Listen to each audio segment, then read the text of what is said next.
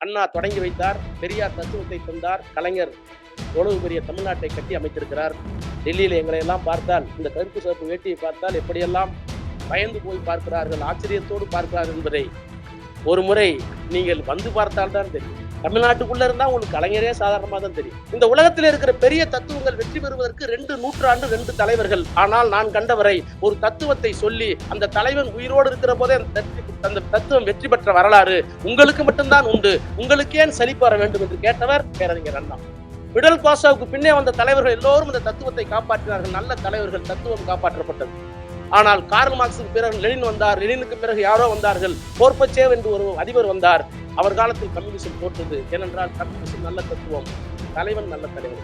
அங்கே நல்ல தத்துவம், நல்ல தலைவர்கள். இந்த தத்துவம் திராவிட தத்துவம் வாழுவதற்கு காரணம் நல்ல தலைவர்களாகவே நமக்கு வந்து கொண்டிருக்கிறார்கள். அதனுடைய கடைசியாக நம்முடைய நல்ல தலைவராக உருவாகி கொண்டிருக்கிறார். இந்தியாவினுடைய அரசியல் சட்டத்திற்கு எப்போதெல்லாம் ஆபத்து வருகிறதோ அப்போதெல்லாம் காப்பாற்றிய தலைவர் கலைஞர்.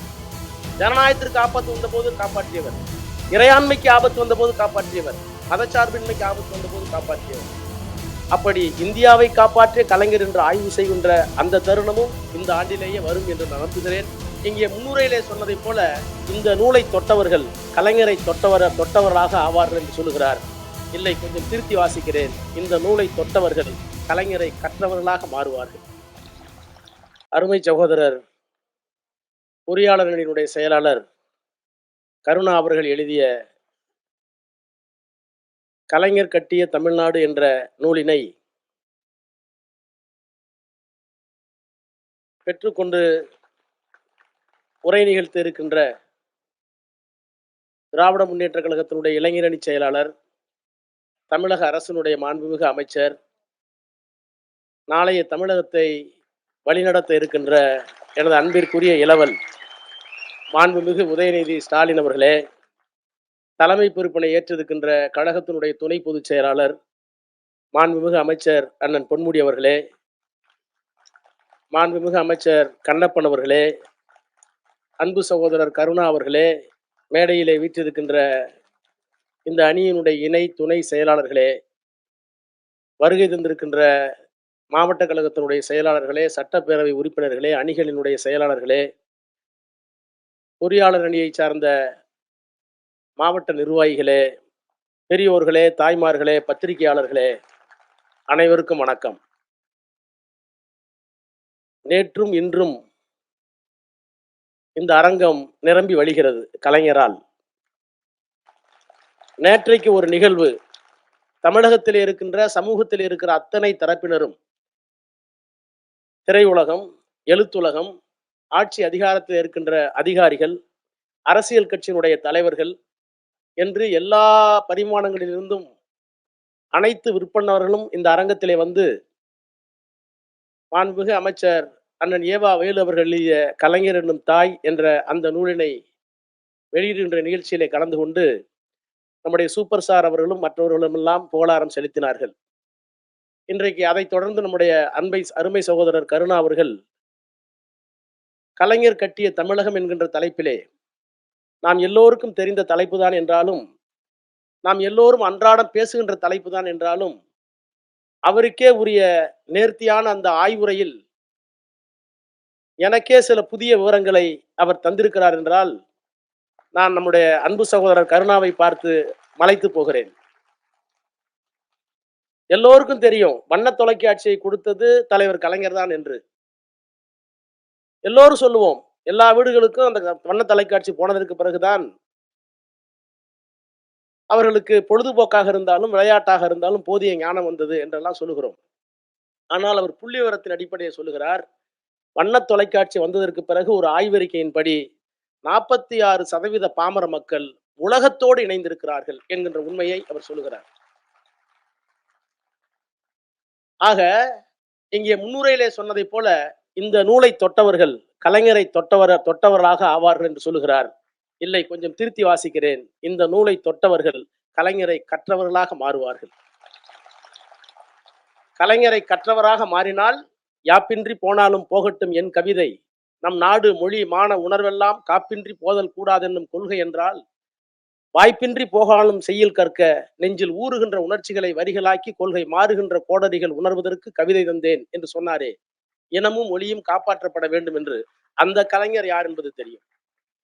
இந்த புத்தகம் நம்முடைய அன்பு தலைவர் அணிந்துரையில குறிப்பிட்டு சொன்னதை போல கடலிலே அள்ளப்பட்டிருக்கின்ற ஒரு துளி அல்லது ஒரு சொம்பு, அவ்வளவுதான். கலைஞர் கட்டிய தமிழ்நாடு என்பது சில புள்ளி விவரங்கள், அதற்கே நமக்கு ஆச்சரியமாக இருக்கிறது. ஆனால் அவர் காப்பாற்றிய இந்தியா என்று ஒரு தலைப்பிலே ஒரு புத்தகத்தை கொண்டு வரலாம். இந்தியாவினுடைய அரசியல் சட்டத்திற்கு எப்போதெல்லாம் ஆபத்து வருகிறதோ அப்போதெல்லாம் காப்பாற்றிய தலைவர் கலைஞர். ஜனநாயகத்திற்கு ஆபத்து வந்த போது காப்பாற்றியவர், இறையாண்மைக்கு ஆபத்து வந்த போது காப்பாற்றியவர், மதச்சார்பின்மைக்கு ஆபத்து வந்த போது காப்பாற்றியவர். அப்படி இந்தியாவை காப்பாற்றிய கலைஞர் என்று ஆய்வு செய்கின்ற அந்த தருணமும் இந்த ஆண்டிலேயே வரும் என்று நான் நம்புகிறேன். அதையும் நம்முடைய கருணாவர்கள் செய்வார்களேயானால் நான் மிகுந்த மகிழ்ச்சி அடைவேன். கலைஞருக்கு எது அடையாளம்? இனத்தை முன்னிறுத்தி மொழியை மீட்பது, மொழியை முன்னிறுத்தி இனத்தை காப்பது, மொழியையும் இனத்தையும் காப்பாற்றியதற்கு பிறகு தமிழ்நாட்டினுடைய ஆட்சி அதிகாரத்திற்கு எப்போதெல்லாம் வருகிறாரோ அப்போதெல்லாம் பொருளாதாரத்தினுடைய எல்லா பரிமாணங்களிலேயும் தமிழர்களை மெளிரச் செய்வது. அதனால்தான் 1950களில் கவிதை அரங்கத்திலே பேசினார். அப்போது முதலமைச்சராக வருவார் என்று அவருக்கே தெரிந்திருக்காது. அவர் ஒரு கவிதையரங்கிலே கேலியும் கிண்டலும் எல்லலுமாக சொன்னார், சிலம்பும் வளையும் சீர் மேகலையும் சிந்தா மணியுடை குண்டலகேசியும் அன்னை தமிழின் அணிகளாய் ஆயின. சிலம்பும் வளையும் சீர் மேகலையும் சிந்தா மணியுடை குண்டலகேசியும் அன்னை தமிழின் அணிகளாய் ஆயின. பழந்தமிழர் பெருநூல்கள் நினைத்தவாறு படுக்கையிலே சாய்ந்திருந்தேன் ஒரு நாள். படுத்திருந்தாராம். இந்த நூலெல்லாம் நினைச்சு பார்த்து. படுக்கையிலே சாய்ந்திருந்தேன் ஒரு நாள், பக்கமது நெருக்கமாக ஒருத்தி வந்து தழுவி கொண்டாள். தள்ளிவிட மனமில்லை தழுவட்டும் என்றிருந்தேன். தள்ளிவிட மனசு இல்லையா, தழுவட்டும் என்றிருந்தேன். பிறகு இன்னொருத்தி வந்தாள், அவள் வானவில் சதிராட்டக்காரி. என்ன இது? இருமங்கை ஒரு படுக்கை என கேட்பீர், பொறுத்திடுக. முதலில் வந்தவள் பேர் தூக்கம், மற்றொருத்தி கனவு மங்கை. அந்த கனவினிலே நான் கண்ட காட்சியெல்லாம் தமிழ் காட்சி, தமிழர் மாட்சி. முதலில் வந்தவள் பேர் தூக்கம், மற்றொருத்தி கனவு மங்கை. அந்த கனவுனிலே நான் கண்ட காட்சியெல்லாம் தமிழ் காட்சி, தமிழர் மாட்சி. அந்த தமிழர் மாட்சியை 10-15 ஆண்டுகளுக்கு பிறகு ஆட்சி பொறுப்பிற்கு வந்ததற்கு பிறகு எப்படியெல்லாம் செய்தார் என்று இந்த சிறிய நூலில் நம்முடைய கருணாவர்கள் இங்கே விளக்கியிருக்கிறார்கள். நம்முடைய விளையாட்டுத்துறை அமைச்சரவர்களும் மற்றவர்களும் வேறு பல நிகழ்ச்சிக்கு செல்ல வேண்டியிருக்கிறது. எனவே சுருக்கமாக சொல்ல வேண்டும் என்று சொன்னால் அவரை நான் மேடையில வைத்துக் கொண்டு சொல்கிறேன். திராவிட தத்துவத்திலே பிறந்த, திராவிட தத்துவத்திற்காக உழைத்த தந்தை பெரியார், பேரறிஞர் கலைஞர், மாண்புமிகு முத்துவேல் கருணாநிதி ஸ்டாலின் என்கின்ற நம்முடைய மகத்தான அந்த மாமனிதர் முதலமைச்சர், அதற்கு பிறகு உதயநிதி ஸ்டாலின் என்ற இந்த மகத்தான இளம் தலைவர். இந்த வரிசையை நான் எப்படி பார்க்கிறேன் தெரியுமா? அந்த வரிசை எப்படி பார்க்கிறேன் தெரியுமா? உலகத்திலே தத்துவங்களிலே மிகப்பெரிய தத்துவம் என்று சொல்லப்பட்ட தத்துவம் கம்யூனிச தத்துவம். அந்த கம்யூனிச தத்துவம் தான் எல்லோருக்கும் எல்லாம் என்பதை உறுதி செய்தது, வர்க்க பார்வையை ஒழித்தது. இந்த பிரபஞ்சத்தில் எல்லா மிருகங்களும் பிறக்கின்றன. யாரும் உணவுக்காக திருடுவதில்லை, உணவை சேர்த்து வைத்துக் கொள்வதில்லை. யாரும் பெரிய பெரிய வீடு கட்டிக் கொள்வதில்லை, லிப்ட் போட்ட பெரிய மாடி கட்டிக் கொள்வதில்லை. இந்த பிரபஞ்சத்தில் எல்லா உயிரினங்களுக்கும் சுவாசிப்பதற்கு காற்று, இருப்பதற்கு இடம், உண்ணுவதற்கு உணவு இயற்கையே படைத்திருக்கிறது. அதுல யாரும் கை வைக்க முடியாது. ஆனால் தனி மனிதனாக, குடும்பமாக அரசியலில் வந்ததற்கு பிறகு, மனிதன் தனியுடைமை சமுதாயத்திற்கு வந்த பிறகு வர்க்கம் வந்தது, ஏழ்மை வந்தது, பணக்காரன் வந்தான், முதலாளி வந்தான், உழைப்பு சுரண்டப்பட்டது. ஒரு இடத்திலே நிலம் இருக்கும் உற்பத்தி சாதனம், அது அவனுக்கு சொந்தமானது 10 கோடி ரூபாய்க்கு என்று வைத்துக் கொள்ளுங்கள். அதிலே வேலை செய்கிறானே ஒரு 10 பேர் அல்லது 50 பேர், அவன் உழைப்பை தருகிறான். முதலாளியினுடைய நிலம் உழைப்பு தொழிலாளியுடையது. ஆனால் வருகின்ற பலன் இருக்கிறதே ஒரு 1000 மூட்டை நெல் என்று வைத்துக் கொள்ளுங்கள். அந்த 1000 மூட்டையினுடைய மதிப்பு என்ன? இந்த நிலத்திற்கு ஒவ்வொரு மாதம் கொடுக்க வேண்டிய வாடகை என்ன? செலுத்தப்பட்ட உழைப்பு என்ன?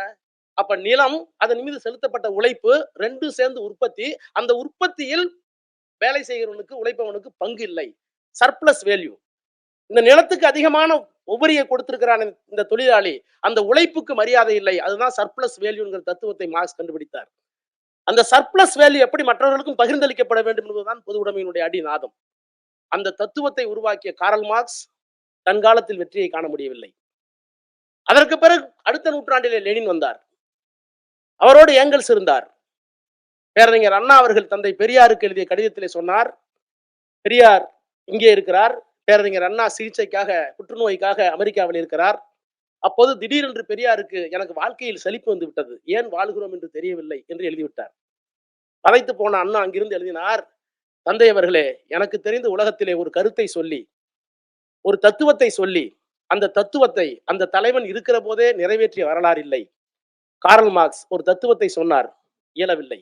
வால்டேரும் ரூசேவும் பிரெஞ்சு புரட்சியை உருவாக்குவதற்கு முயன்றார்கள். வால்டேர் காலத்திலோ ரூசோ காலத்திலே வரவில்லை. 2 தலைவர்கள் தேவைப்பட்டார்கள். கார்ல் மார்க்ஸ் சொன்ன தத்துவத்தை லெனின் முன்னே கொண்டு வந்து நிறுத்தினார் நாற்காலிக்கு 2 நூற்றாண்டு. அதே போல வால்டேர் கொண்டு வந்த தத்துவத்தை அடுத்த நூற்றாண்டிலே ரூசோ கொண்டு வந்தார். இந்த உலகத்தில் இருக்கிற பெரிய தத்துவங்கள் வெற்றி பெறுவதற்கு 2 நூற்றாண்டு 2 தலைவர்கள். ஆனால் நான் கண்டவரை ஒரு தத்துவத்தை சொல்லி அந்த தலைவன் உயிரோடு இருக்கிற போதே அந்த தத்துவம் வெற்றி பெற்ற வரலாறு உங்களுக்கு மட்டும்தான் உண்டு, உங்களுக்கு ஏன் சலிப்பு வர வேண்டும் என்று கேட்டவர் பேரறிஞர் அண்ணா. அப்படிப்பட்ட ஒரு தத்துவத்துக்கு நாம் சொந்தக்காரர்கள். இன்றைக்கு கம்யூனிசம் இல்லை. எதற்காக சொல்கிறேன் என்றால், கருணா அவர்கள் எழுதிய இந்த புத்தகத்தை மட்டும் நீங்கள் படித்தால் போதாது. கலைஞர் கட்டிய தமிழ்நாட்டை காப்பாற்றுகின்ற மகத்தான பொறுப்பை நம்முடைய இளைஞரணி செயலாளர் எதிர்காலத்தில் இருக்கிறார் என்கிற நம்பிக்கையோடு சொல்கிறேன். எல்லா தத்துவமும் தோற்று போய்விட்டது. என்ன காரணம்? தத்துவம் தோற்று போச்சா? தத்துவமா தோற்று போகிறது? நல்ல தலைவன் வேண்டும். ஆனால் அந்த நல்ல தலைவன் என்ன தத்துவத்தோடு இருக்க வேண்டும். நல்ல தத்துவம் எப்போது வெற்றி பெறுகிறது என்றால் நல்ல தலைவனால் தான் வெற்றி பெறும். கம்யூனிசம் நல்ல தத்துவம். லெனின் வெற்றி பாதைக்கு உயர்த்தினார். அதே போல கியூபாவிலே ஒரு நல்ல தத்துவம், கம்யூனிச தத்துவம். அங்க பிடல் காஸ்ட்ரோ என்கின்ற மாமனிதர் இருந்தார். பிடல் காஸ்ட்ரோவுக்கு பின்னே வந்த தலைவர்கள் எல்லோரும் இந்த தத்துவத்தை காப்பாற்றினார்கள். நல்ல தலைவர்கள், தத்துவம் காப்பாற்றப்பட்டது. ஆனால் கார்ல் மார்க்ஸுக்கு பிறகு லெனின் வந்தார். லெனினுக்கு பிறகு யாரோ வந்தார்கள். கோர்பச்சேவ் என்று ஒரு அதிபர் வந்தார். அவர் காலத்தில் கம்யூனிசம் தோற்றது. ஏனென்றால் கம்யூனிசம் நல்ல தத்துவம், தலைவன் நல்ல தலைவன் இல்லை. அங்கே நல்ல தத்துவம், நல்ல தலைவர்கள். இந்த தத்துவம் திராவிட தத்துவம் வாழுவதற்கு காரணம் நல்ல தலைவர்களாகவே நமக்கு வந்து கொண்டிருக்கிறார்கள். அதனுடைய கடைசியாக நம்முடைய நல்ல தலைவராக உருவாகி கொண்டிருக்கிறார் என்கின்ற உணர்வோடு, இந்த தத்துவத்தை காப்பாற்ற வேண்டும் என்கின்ற உணர்வோடு நம்முடைய கருணா அவர்கள் இந்த புத்தகத்தை எழுதியிருக்கிறார்கள். நான் எண்ணி பார்க்கிறேன், 1976 கல்லூரிகளை அதிகமாக திறந்தவர் கலைஞர் என்றால் அது எல்லோருக்கும் தெரியும். ஏன்னா முஸ்லீம் கல்லூரியில தான் நானே படித்தேன். அறிஞர் அண்ணா அரசு கலைக்கல்லூரி, கலைஞர் உருவாக்கணும் நான் படித்தேன்.